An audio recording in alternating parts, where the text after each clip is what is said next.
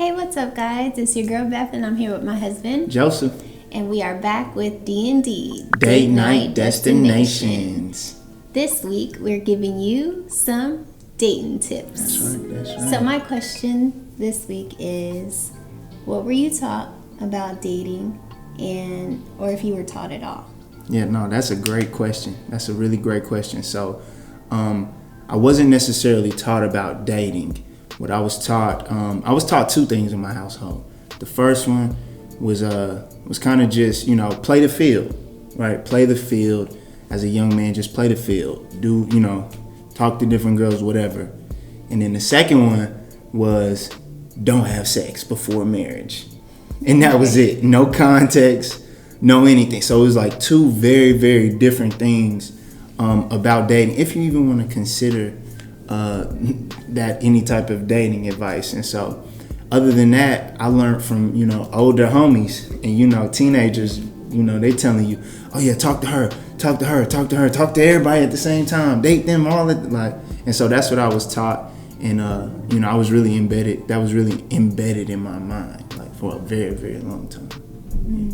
Nice. What about you? For me, I wasn't really taught about dating either. It was more so if you like someone, then you date them. But there was no context behind it. Mm-hmm.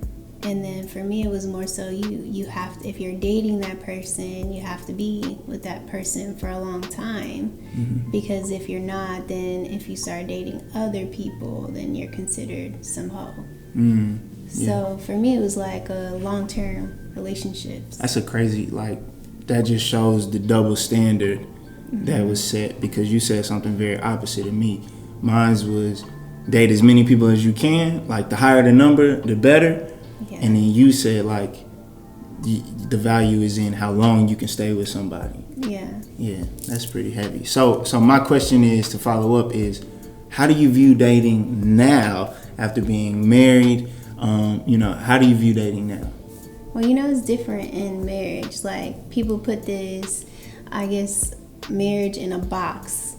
You're not supposed to date when you're married. Because we didn't date. Yeah. When we were married for our first 7 years, we didn't date that much. Not as intentional as it is now. Most definitely. So now, how I view dating is just a constant connection with you, constant that's our time together. Nobody can come in between that time.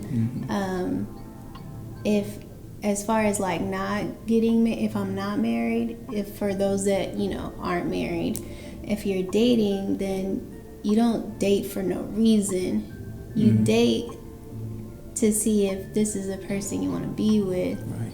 Yeah. For the rest of your life. Now, if that person has something that you're okay, now obviously this is not who I want to be with, then you're free to date someone else. Yeah, for sure.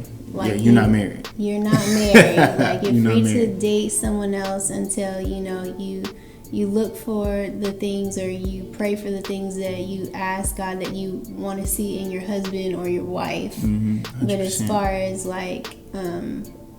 being married, for us, it's more intentional. It's make sure you make time, nobody comes in between that time, and just have fun. It's fun. People make it seem like marriage is not fun, but it is fun if you actually try. And that was one of the reasons we started the show, was to show that there's so many things you can do as a married couple, dating wise, because it was stuff we literally had to learn by trial and fire, trial by fire. And so but I agree with everything you said. Our friend Swerve, he said something really powerful, that he was taught that you only date to get married.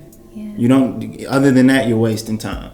And so I think that's just a valuable way. He's been with his wife for since high school. They're high school sweethearts. Yeah. All right, guys. Thanks again for tuning in to this week's D&D Date Night Destinations. We'll see you next week. Peace.